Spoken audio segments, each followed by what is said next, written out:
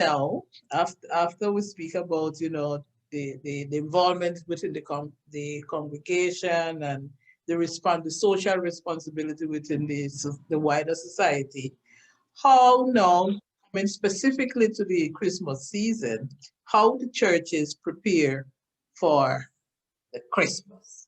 I mean, back then or now? Back then, Back back then. You see, uh, Christmas, as named it, mm, and the title that we have given to it, is something that developed over the time of history. Uh, if I may go back, in the time of Jesus, or even in the first century, there was nothing about Christmas for that matter. But down through the ages, Christmas started to grow within the church because it was important. Here on the scene of humanity uh, came this great uh, provider, redeemer, Christ for that matter. So, therefore, in order to follow along with his own teachings, it's necessary to get back to the time that he was born. But if you look at it very closely, Christmas is of no meaning unless you go through the time that we are going through right now, which is called the seasons of the church. And you had what is known as, well, you have what is known within the church liturgy, Advent. And Advent is nothing more than looking forward. What am I expecting? Advent is expectation. And if I don't want to hurt anyone told, but it's got to be said. The term Adventist means nothing more than looking forward for a better time. You might not find that definition in the dictionary, but it's the advent of something to come. And so, therefore, for Christmas, the Christmas or the Nativity, to make any sense, you have got to prepare yourself. That's what we do during Advent, to be able to receive Christ when He comes in.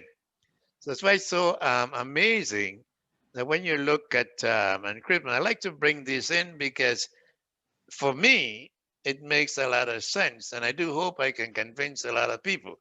When you think of Christmas in itself, the main objective should be the birth of Christ. And in Christology and in philosophy, you say that Christ be born in my life.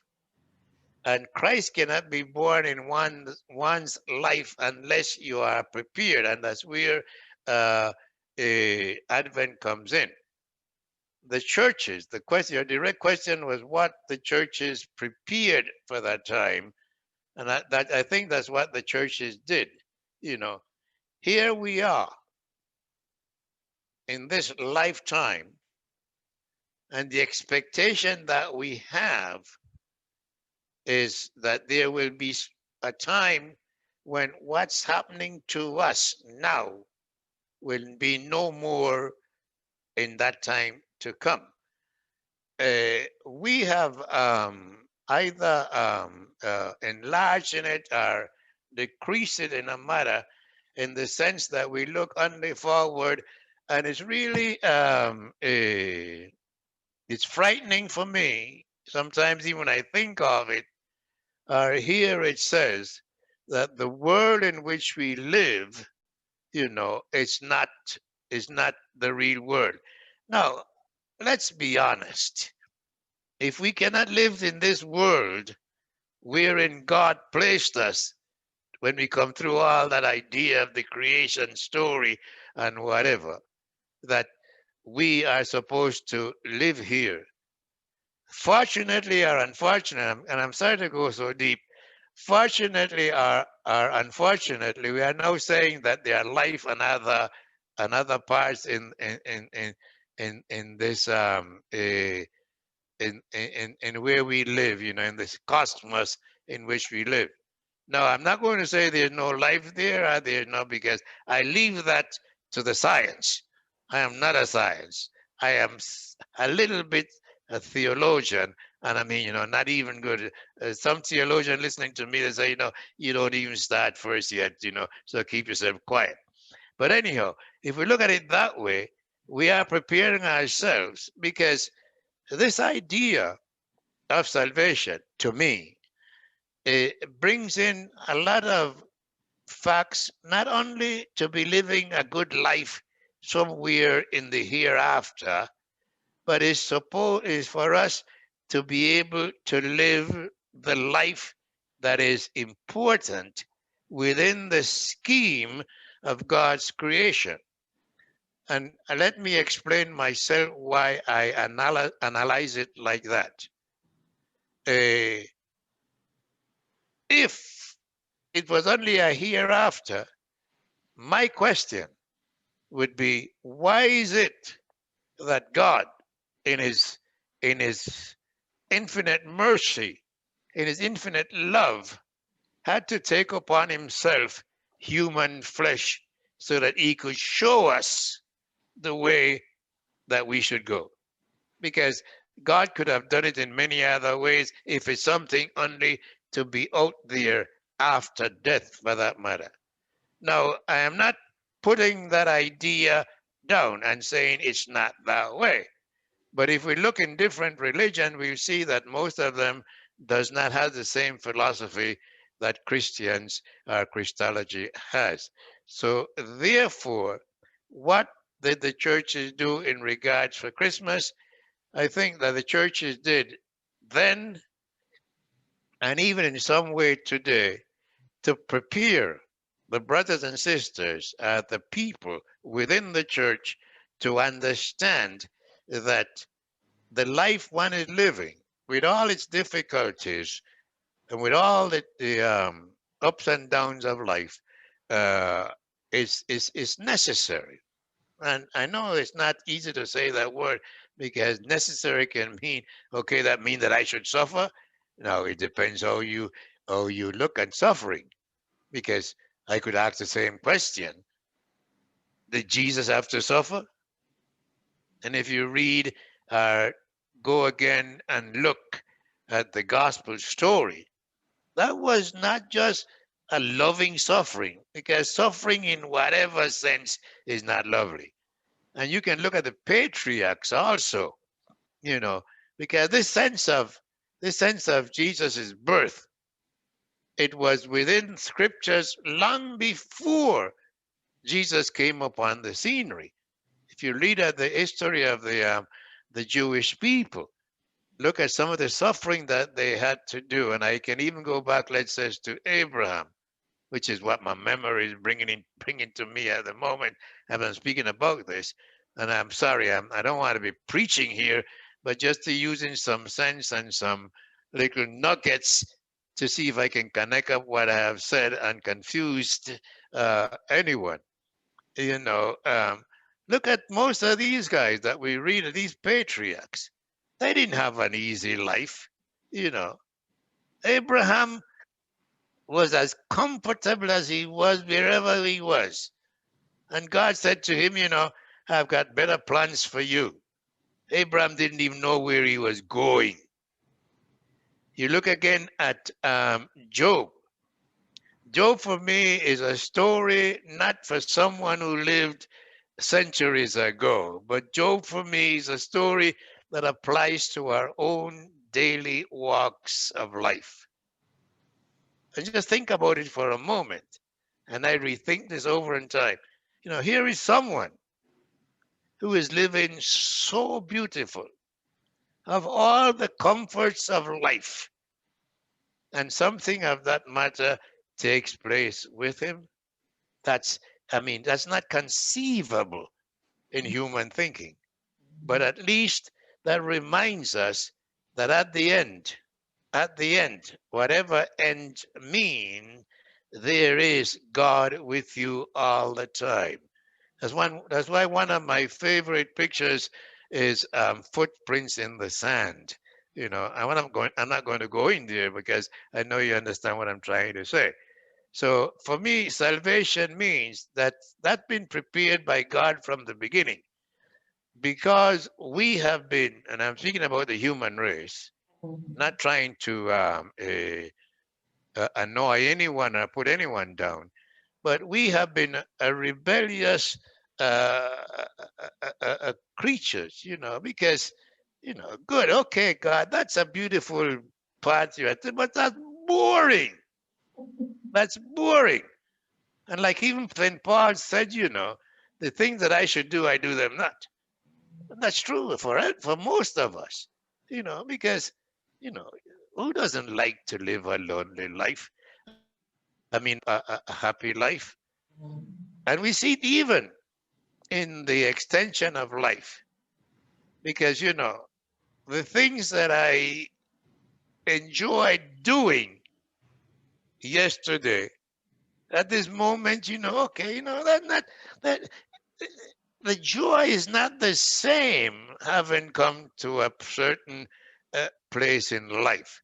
So therefore, Christmas, I would say that the churches, in their own philosophy and in their own Christology, uh, look that, and for me, looking at them and what I think and analyze that they were doing and still doing, is preparing us so that whenever that time in time comes in our life, you know, that we are prepared. And we do this in education, don't we? If we want to be a better thinker as life goes on, we have got to prepare ourselves in school. And the fact is, you know, I mean, I just say this, maybe no one thinks like I do, but attending school, attending school, and really learning for most and preparing ourselves, for most of us, probably including myself, at times it's boring, you know. And if I can just be humorous here, the best time in school is that time, you know, when you are able to have what is known as recreo. That moment, you know, you can go out and play. Let's leave the books for a while, you know, because, you know, okay, that's important, but there are much more important things in my life. So I think the churches, again, repeating myself, was preparing us, or is preparing us during this season of Christmas, as we call it, so that when Christmas comes, when uh, Jesus returns again, physically or uh, extraterrestrially or whatever it might be, you know, I leave that consideration to those who are PhD in theology. You know, I'm just a layman for that matter. So I leave that vision for others. But the main thing is within the church is that we are prepared so that, like the parable says, that when the bridegroom comes. So, just one more. If there's, first of all, thanks again for the time and to share with us. And I don't know if there is any other thing you would like to say before we close. Well, the other thing I would like to say is thank you for having inviting me to be able to participate in this, because there are so many things on my mind. Even though I know, as I share with people from time to time, uh, and you might see what's going on here, and this may be aside because when Linda came around, you know, because she's part of the family, and I said, you know, the two of us here, we don't know whether we are coming or going. They are way up there. technology is not in my line. But I would not condemn theology. I would not condemn technology because technology is of great importance. You know, in the time when I grew up and the time, oh, they prepared me, Mm. and that's even before thinking about going into the ministry for that matter. What I remember are things that you probably wouldn't even know about because they are now in museum. You know, uh, Back then when you needed to speak with, communicate with someone, you had one of these things that you had to wring the whole, excuse my term, you had to wring the holy hell out of it so that you be able to communicate with someone else. Now, look what we are doing. I Mm. mean, I remember, and I hate to go so far. I remember a friend of mine in the U.S., a friend of ours, says that the only person that they receive letter from is Father Stennette. Because nobody write letters anymore. I write a letter from here to the States and it takes about 3, 4 weeks to get there. No, you get into technology like this, and I can be speaking to people that's there at the very moment. So, what I would like to say and to share with you after all that preamble is that, as in the intro, you mentioned that this is one of the concerns that you do have for our people. And I say our people in this sense because there's something that at times people shared with me, and because I'm stubborn, I just cannot believe it or accept it. And I'll tell you what it is.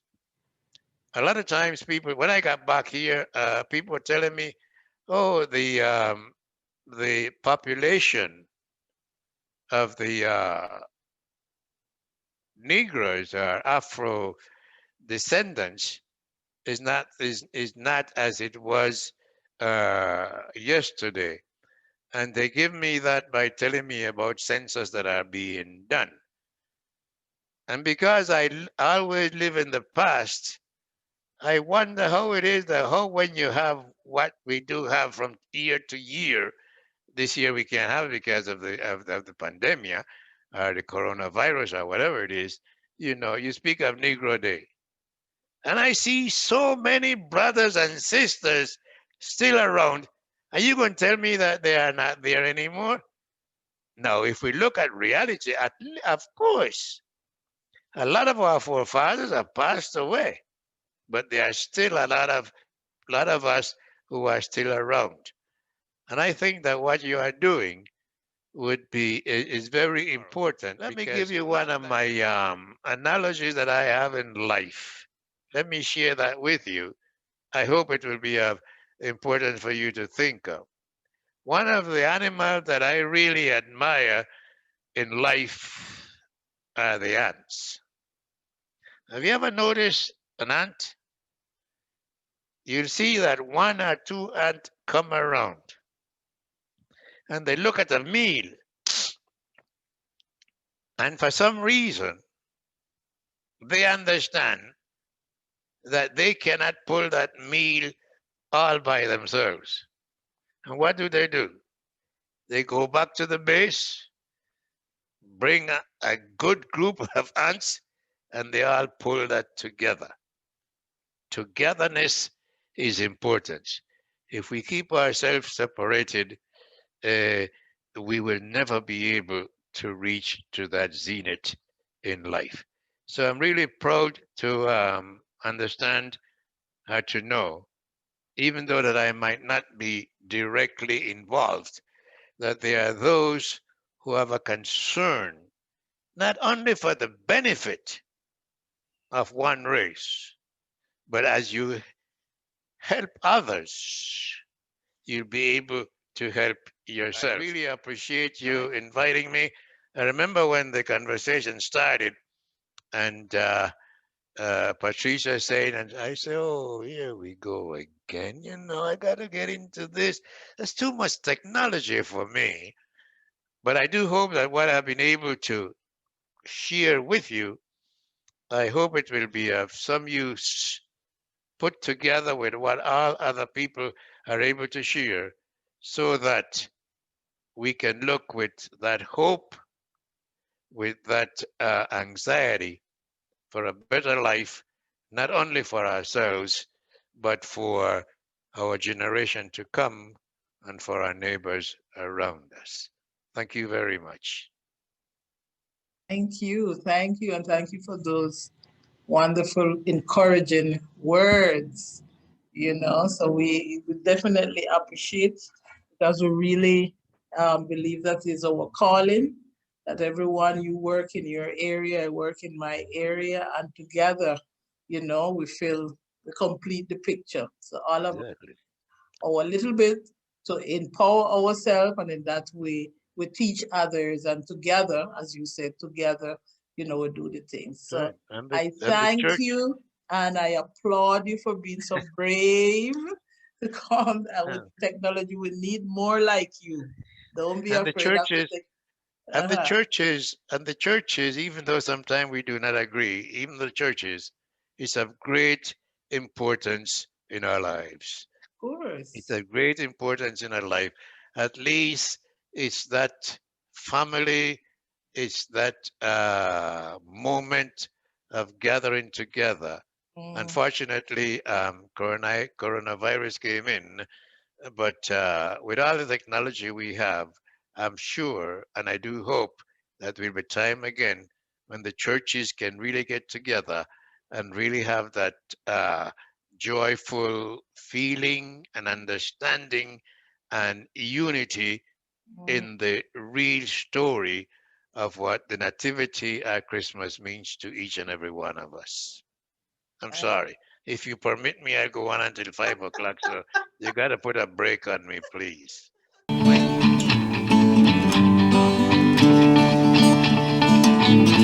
Somos voces de la historia, sangre, tinta y papel. Somos voces de la historia, mis ancestros, su saber, mis ancestros, su saber, mis ancestros, su saber.